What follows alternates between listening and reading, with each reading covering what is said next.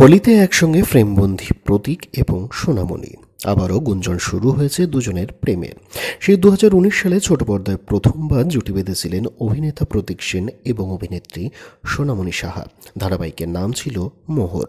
প্রতীক এবং সোনামণির জুটিকে ভালোবাসায় ভরিয়ে দেয় সকল দর্শকেরা। দর্শকদের নিদারুণ ভালোবাসার দরুন 3 বছর যাবৎ সগৌরভে টেলিভিশনের পর্দাতে সম্প্রচারিত হয়েছিল মোহর ধারাবাহিকটি।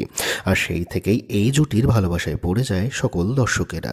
মোহরের পর আবারও জুটিকে পর্দায় দেখতে চায় সকল দর্শকেরা এবং এই জুটির অনুরাগীরা। তবে তৎক্ষণাৎ সেটা সম্ভব না হলেও যখন সোনামণির এক্কা দোক্কা ধারাবাহিকটি জনপ্রিয়তা হারাতে থাকে, তখন ধারাবাহিকের জনপ্রিয়তা বাড়াতে কিন্তু ধারাবাহিকে এন্ট্রি করা হয়েছিল প্রতীক সেনকে।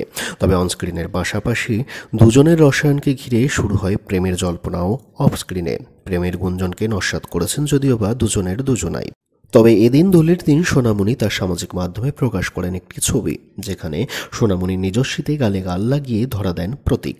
আবার নিজের সামাজিক মাধ্যমে স্টোরিতে সেই ফটোর সাথে আবার সোনামণি জুড়েছেন তুঝমে রব দিখতা হে গানটিও, যা দুজনের প্রেমের গুঞ্জনকে আরও কিন্তু উস্কে দিচ্ছে। তবে দুজনের ছবি একসঙ্গে দেখে যারা সবথেকে বেশি খুশি হয়েছে তারা হলো এই দুজনের ভক্তেরা, অর্থাৎ তাদের অনুরাগীরা।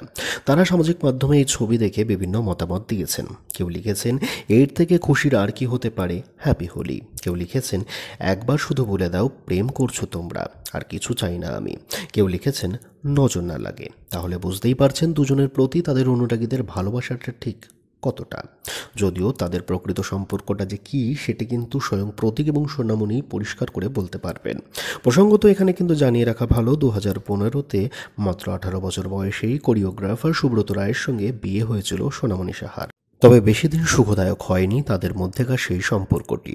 বছর দেড়েকের পরই দূরত্ব বাড়তে থাকে দুজনের মধ্যে। সোনামণি এক সাক্ষাৎকারে নিজেকে তো সিঙ্গেল বলে দাবি করলে ফেসবুকে প্রকাশ্যে সোনামণির উপর ক্ষোভ উপড়ে দেন তার স্বামী সুব্রত রায়। যদিও নিজের বক্তব্যকে সঠিক বলেই দাবি করেন পরবর্তী সময়ে সোনামণি। তার কথায় সে সত্যি সিঙ্গেল, কেননা সে তখন স্বামীর থেকে আলাদা থাকছিলেন। তাই তিনি জানিয়েছেন যে তিনি বিবাহিত নয় সেই সময়। শুধু এই নয়, এই ঘটনার পরবর্তী সময়কালে সোনামণি কিন্তু জানিয়েছিলেন, আমি মুখ খুললে তো অনেককে জেলে যেতে হবে। আপনারা অবশ্যই বুঝতে পারছেন যে এই উক্তির মাধ্যমে সোনামণি ঠিক নিশানায় কাকে করতে চেয়েছেন। শেষমেশ 2024 সালের ফেব্রুয়ারিতে পাকাপাকিভাবে বিচ্ছেদটা হয়ে যায় সোনামণি এবং সুব্রতর, অর্থাৎ ডিভোর্সটি হয়ে যায় তাদের। এবার আসা যাক সোনামণি এবং প্রতীকের প্রেমের গুঞ্জনটা কোথা থেকে শুরু হয়। আসলে মোহর ধারাবাহিকটি সুপারহিট হওয়ার পর থেকে জনপ্রিয়তা লাভ করে সোনামণি এবং প্রতীকের জুটিও। তাই তারপর থেকেই কিন্তু দুজনের মধ্যে রসায়নটাকে এতটাই ভালোবেসে ফেলে তাদের দর্শকেরা এবং অনুরাগীরা যে তাদের দুজনের মধ্যেকার প্রেম চর্চা তখন থেকেই শুরু হয়ে যায়।